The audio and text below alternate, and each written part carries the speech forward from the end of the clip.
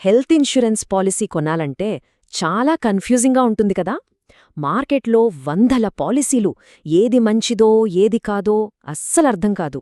సరే, ఈ మొత్తం గందరగోళాన్ని పక్కన పెట్టి మన అవసరాలకు సరిపోయే సరియైన పాలసీని ఎలా ఎంచుకోవాలో ఈ విశ్లేషణలో స్టెప్ బై స్టెప్ చూద్దాం.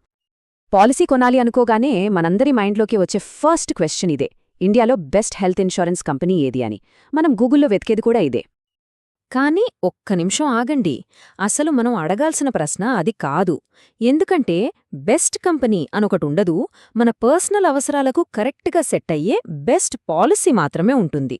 సో ఆ బెస్ట్ పాలసీని ఎలా కనుక్కోవాలి, అదే ఇప్పుడు మనం చూడబోతున్నాం. ఈ కన్ఫ్యూజన్ను క్లియర్ చేయడానికి మనమొక 5 స్టెప్స్ ఫాలో అవుదాం.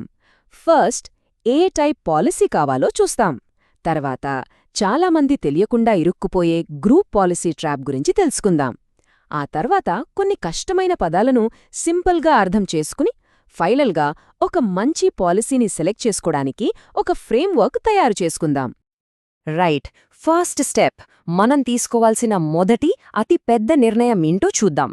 ఇండివిజువల్ పాలసీ తీసుకోవాలా లేక ఫ్యామిలీ ఫ్లోటర్ పాలసీనా? సింపుల్గా చెప్పాలంటే ఇండివిజువల్ పాలసీ అంటే ఒక వ్యక్తికి ఒక కవర్. ఫ్యామిలీ ఫ్లోటర్ అంటే మొత్తం ఫ్యామిలీకి ఒకే గొడుగులాంటిది. యంగ్ ఫ్యామిలీస్కి ఫ్లోటర్ పాలసీ ప్రీమియం తక్కువగా ఉండి భలే అట్రాక్టివ్గా అనిపిస్తుంది. కానీ ఇక్కడే ఓ పెద్ద ట్విస్ట్ ఉంది. ఆ ప్రీమియం మొత్తం కుటుంబంలో ఎవరికి ఎక్కువ వయసుంటుందో వాళ్ల వయసు మీద క్యాల్కులేట్ చేస్తారు. అంటే మీ తల్లిదండ్రుల్ని ఈ పాలసీలో చేర్చారనుకోండి, ప్రీమియం ఒక్కసారిగా ఆకాశానంటుంది. అంతేకాదు, ఇంకో 2 ప్రాబ్లమ్స్ కూడా ఉన్నాయి. ఒకటి, కుటుంబంలో ఎవరైనా ఒకరు పెద్ద క్లెయిమ్ చేశారనుకోండి, ఆ సంవత్సరం మిగతా ఫ్యామిలీ మెంబర్స్కి కవరేజ్ దాదాపు 0 అయిపోవచ్చు.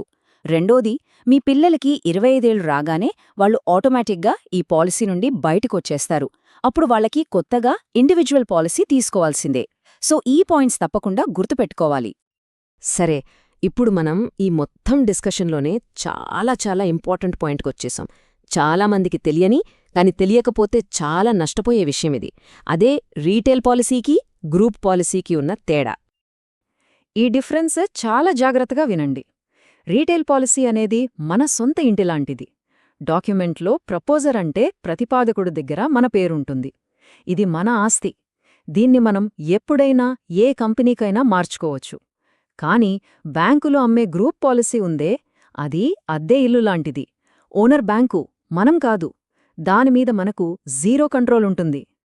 దీనివల్ల ఎంత నష్టం జరగచ్చో చెప్పడానికి ఈ రియల్ లైఫ్ ఎగ్జాంపుల్ చూడండి. సిండికేట్ బ్యాంక్ వేరే బ్యాంకులో మర్జ్ అయినప్పుడు వాళ్లకి ఇన్సూరెన్స్ కంపెనీతో ఉన్న టైఅప్ క్యాన్సిల్ అయిపోయింది. అంతే, ఒక్క రాత్రిలో 20 ఏళ్లుగా ప్రీమియం కడుతున్న వందల మంది వాళ్ల కవరేజ్ని మొత్తం కోల్పోయారు. ఎందుకంటే ఆ పాలసీ వాళ్లది కాదు, బ్యాంకుది.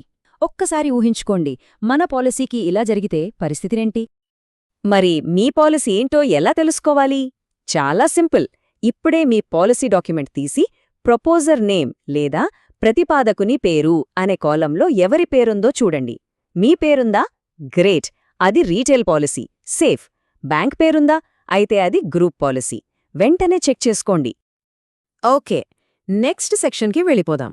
ఇన్సూరెన్స్ పాలసీలలో మనల్ని తెగ కన్ఫ్యూజ్ చేసే కొన్ని కష్టమైన పదాలుంటాయి కదా, వాటినిప్పుడు ఫాస్ట్గా డీకోడ్ చేసేద్దాం. ఫస్ట్ది ప్రీ ఎగ్జిస్టింగ్ డిజీజ్, షార్ట్గా పీఏడి.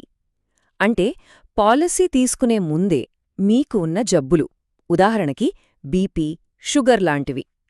అప్లై చేసేటప్పుడు వీటి గురించి నిజాయితీగా దాచకుండా చెప్పడం చాలా ముఖ్యం. లేకపోతే రేపు క్లెయిమ్ రిజెక్ట్ అయ్యే ప్రమాదముంది.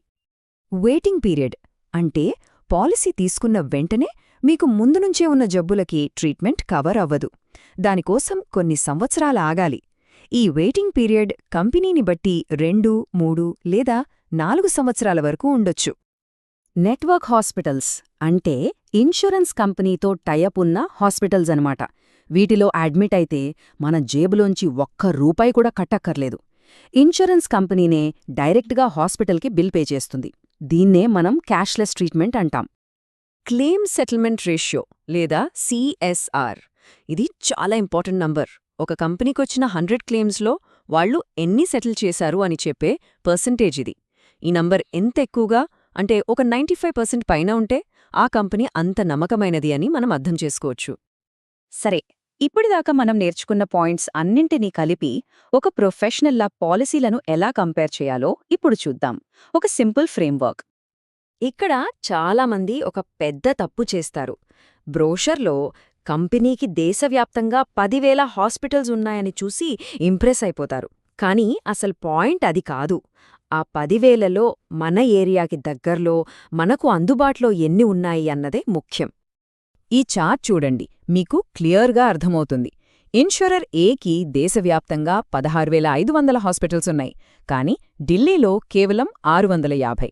అదే ఇన్షూరర్ బికి దేశవ్యాప్తంగా తక్కువే ఉన్నా ఢిల్లీలో 900 హాస్పిటల్స్ ఉన్నాయి. ఇప్పుడు చెప్పండి, ఢిల్లీలో ఉండేవాళ్లకు ఏది బెటర్ ఆప్షన్? అందుకే నేషనల్ నంబర్ కాదు, లోకల్ నెట్వర్క్ చాలా ముఖ్యం. అలాగే ఈ డీటెయిల్స్ కూడా చూడాలి. ప్రీ హాస్పిటలైజేషన్, పోస్ట్ హాస్పిటలైజేషన్ అంటే హాస్పిటల్లో చేరడానికి ముందు, డిశ్చార్జ్ అయ్యాక అయ్యే మందుల బిల్లులు, టెస్టుల ఖర్చులన్నమాట. ఇక్కడ చూడండి, బీమా సంస్థ బి ఏకంగా 180 రోజులు అంటే దాదాపు 6 నెలల పోస్ట్ హాస్పిటలైజేషన్ ఖర్చులను కవర్ చేస్తోంది. ఇది చాలా పెద్ద అడ్వాంటేజ్. ఓకే, ఇప్పుడు ఫైనల్గా ఒక చెక్లిస్ట్. మీరు ఏ పాలసీ చూసినా ఈ 5 ప్రశ్నలకి సమాధానం వెతకండి. నంబర్ 1, ఇది రీటైల్ పాలసీయేనా? దీనిలో అస్సలు రాజీపడద్దు. నంబర్ 2, నా సిటీలో హాస్పిటల్ నెట్వర్క్ ఎలా ఉంది? 3, pre and post hospitalization coverage ఎన్ని రోజులు? 4, క్లెయిమ్ సెటిల్మెంట్ రేషియో 95% కన్నా ఎక్కువుందా? అండ్ ఫైనల్గా 5, పీఈడీ వెయిటింగ్ పీరియడ్ నా హెల్త్ కండిషన్కి సెట్ అవుతుందా? ఈ 5 టిక్స్ పడితే మీరు సరైన దారిలో ఉన్నట్టే. సో ఒకటి గుర్తుపెట్టుకోండి, బెస్ట్ హెల్త్ ఇన్సూరెన్స్ అనేది ఏదో ఒక కంపెనీ పేరు కాదు. అది మన వయస్సు, మన ఆరోగ్యం, మనముండే చోటు, వీటన్నింటినీ బట్టి తీసుకునే ఒక పర్సనల్ నిర్ణయం. ఈ మొత్తం విశ్లేషణ తర్వాత మిమ్మల్ని ఒకే ఒక్క ప్రశ్నతో వదిలేస్తున్నాను. ఒక్కసారి ఆలోచించండి. ఇప్పుడు మీ దగ్గరున్న హెల్త్ ఇన్సూరెన్స్ పాలసీ నిజంగా మీదేనా? దానిమీద పూర్తి కంట్రోల్ మీకుందా? ఎందుకంటే సరైన సమాచారమే మన ఆరోగ్యానికి, మన డబ్బుకి అస్సలైన రక్షణ.